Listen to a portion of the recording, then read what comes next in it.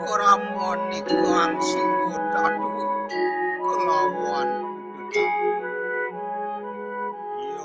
yan padani Kaldera Batur Purba merupakan salah satu kaldera terbaik dan terindah di dunia. Danau Batur menyimpan riwayat geologi yang mengerikan. Danau kaldera berbentuk bulan sabit ini terbentuk oleh serangkaian letusan dahsyat. Letusan itu turut membentuk seluruh lanskap Pulau Bali. Letusan mematikan itu terjadi sekitar 29.300 tahun lalu. Diawali dengan muntahan 84 km kubik igneum berat atau material vulkanik. Kaldera Batur di Pulau Bali yang telah tersohor sejak dulu kala. Kalderanya bernama Kaldera Batur Purba. Gunungnya bernama Gunung Batur. Danaunya bernama Danau Batur. Puranya bernama Pura Ulun Danau Batur.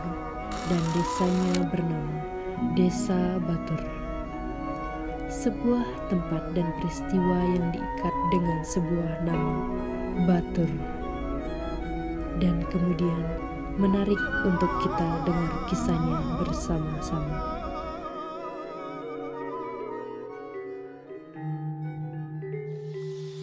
Om Swastiastu. Saya Rumahku Pura Ulun Danau Batur. Dalam kesempatan pada hari ini menyampaikan sedikit tentang secara singkat tentang sejarah Pura Ulun Danau Batur, seperti yang kami warisi tertulis dalam Raja Purana Pura Ulun Danau Batur, yaitu berupa lontar yang kami sakralkan, kami sucikan berada di Pura Ulun Danau Batur ini. Nah, dalam lontar tersebut dituliskan, dan lontar tersebut merupakan satu-satunya referensi sejarah leluhur kami pada saat Pura Ulun Danau Batur berada di barat daya Gunung Batur. Nah, dituliskan dalam bagian Purana Tatwa, Usana Bali dan Baban Patisola. Sejarahnya dimulai pada saat Ida Sangyang Pasupati yang bersetana di Gunung Mahameru yang kami sebut Betara Lingsir. Dia memerintahkan dua anaknya, putra dan putri beliau. Yang pertama adalah Hyang Putranjaya, di mana beliau ditugaskan untuk menjaga alam Bali, masyarakat Bali, dan beliau meminta sebuah setana berupa gunung yang paling besar yang disebut dengan Gunung Agung, dan semenjak itu beliau bergelar Ida Ratu Gede Gunung Agung. Kemudian adik beliau yang kami puja adalah berupa istri Ida Betari Dewi Danu. Beliau berkeinginan meminta tempat setana beliau itu berupa gunung kecil yang dikelilingi oleh kaldera yang dalam lontar disebut dengan Bombengan Agung. Dan di dalam bombengan itu berhias dengan danau yang disebut dengan Tetamanan Ida Betari. Dan tugas dari yang diberikan oleh Hyang Pasupati kepada putri beliau, yaitu Dewi Danu, adalah untuk menjaga kesuburan serta memberikan amerta kepada masyarakat dan alam Bali secara keseluruhan. Dikisahkan setelah beliau turun ke Bali Dwipa untuk menyeimbangkan jagat Bali yang awalnya disebut dengan Pulau Bangsul yang terombang-ambing, setelah adanya dua gunung tersebut, di mana Gunung Batur adalah bekas dari pijakan Nidas Betara Semeru, sehingga disebut dengan Gunung Tampak Hyang atau Gunung Tampuh Hyang. Pada saat Betari datang sudah gunung tersebut berupa sebuah kaldera yang sangat besar yang disebut dengan Bembengan Agung. Kemudian kedatangan Ida Betari Dewi Danu dipundut atau digogong dalam bahasa Bali oleh tokoh yang disebutkan di Babat Batur itu adalah Mangkubujangan. Nah, kedatangan beliau sampai di sebelah selatan atau di tepi Bembengan Agung tersebut, Mangkubujangan melihat danau yang begitu luas.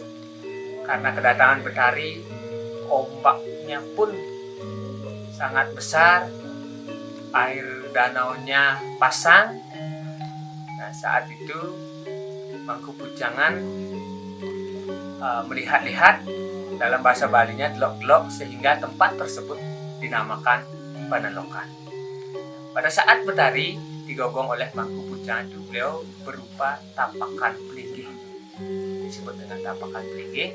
Kemudian atas anugerah Betari dicambuklah air danau tersebut dengan senjata Betari yang berupa cambuk, sehingga air danau berkumpul ke sebelah timur yang disebut Danau Batur sekarang. Kemudian disebutkan dalam lontar tersebut dengan istilah Geseng Sasiwa. Itu dalam penanggalan lontar, Geseng Sasiwa itu diartikan 110, 110. Setelah itu terjadilah badai topan yang disebut dalam lontar adalah Peteng Libut Solas Raine, yaitu badai selama 11 hari. Muncullah gunung yang belum memiliki nama. Nah, setelah zaman Raja Dalemwaturenggong baru disepakati bahwa gunung itu disebut dengan Gunung Batur, danaunya Danau Batur, desanya Desa Batur, dan Priangan Betari di Tampuh Hyang itu disebut dengan Pura Batur atau Pura Ulun Danau Batur. Setelah Ida Betari bersetana di Gunung Batur, dan sebagai tempat pemujaan beliau adalah Pura Ulun Danau Batur, tempat pemujaan dari Ratu Gede Gunung Agung adalah di Pura Besakih. Awalnya Pura Ulun Danau Batur itu berkedudukan di sebelah timurnya Bukit Payang, di tengah-tengah kaldera. Nah, makanya disebut dengan Ulun Danu itu.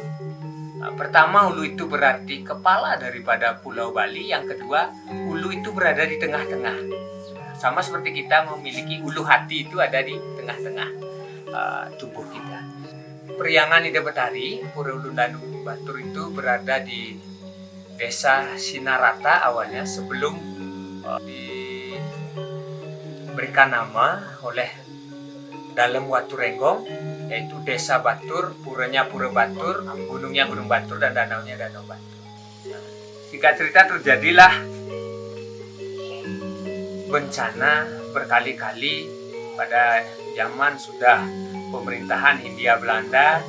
Kita sedang dijajah seluruh Nusantara, termasuk juga di Desa Batur itu sudah di bawah pemerintahan Belanda. Catat oleh orang Belanda itu sebanyak 28 kali letusan, tetapi orang Batur tidak pernah mau pindah dari desanya. Mungkin ada unsur kepentingan pemerintah Belanda karena dia menjajah untuk mendapatkan hasil, sedangkan orang Batur itu selalu terkena bencana, mereka tidak mendapatkan suatu hasil. Apalagi Pura Batur itu adalah sentral daripada yang disebut dengan penguluning Subak Sebali.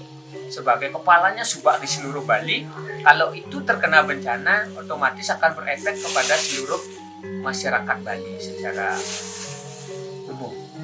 Kemudian terjadilah bencana yang paling dahsyat yang tercatat dari catatan yang kami temukan, yang dibawakan termasuk foto-foto dari negeri Belanda yang tersimpan di museum di negeri Belanda itu pada tanggal 3 Agustus tahun 1926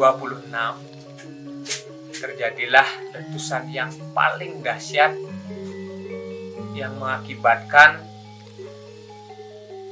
Pura Ulundanu Batur dan Desa Batur diratakan semua dengan di dalam lontar disebutkan dengan parangan geni atau batu lava pijar yang kami sebut dengan bahasa lokal itu adalah batu rejeng sekarang. Dan sekarang di tahun 2019 kita sudah menemukan kembali berdasarkan dari foto-foto antropologi yang dikirimkan, kemudian berdasarkan spiritual kami temukan titik nolnya di tengah-tengah antara Bukit Payang dan Bukit Sampian.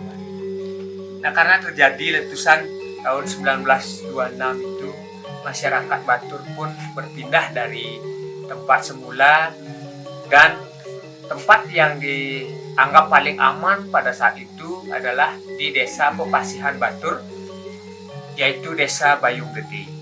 Selama 2 tahun masyarakat Batur mengungsi di Desa Bayung Gede, sehingga pernah juga mengadakan upacara kami yang terbesar, yaitu upacara Musabe Kedase di Bayung Gede.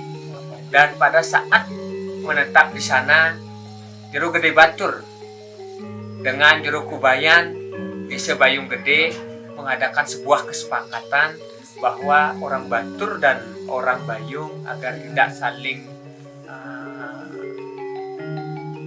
ambil atau saling mengawini, karena mereka menganggap diri sudah seperti saudara kandung. Nah, setelah atas saran dari pemerintah Hindia Belanda, diberikanlah orang-orang Batur itu tempat yang berada di hutan di sebelah selatan Desa Kintamani. Nah, hutan itu dibongkar, disebutlah dia Kalangan Anyar. Kalang itu tempat, Anyar itu baru. Di tempat baru itulah dijadikan Desa Batur yang sekarang.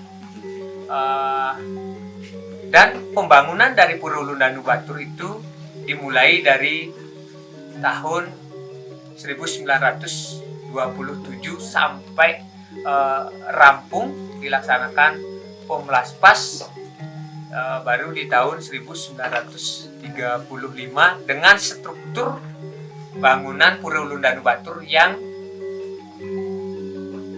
hampir sama dan dibuat sama persis dengan denah yang dibawa dari Batur Lawas. Walaupun dalam jarak antar pelinggih, antar pura itu sangat berdekatan, tetapi strukturnya tetap seperti Pura Ulundanu Batur ketika berada di bawah di Desa Batur yang lama.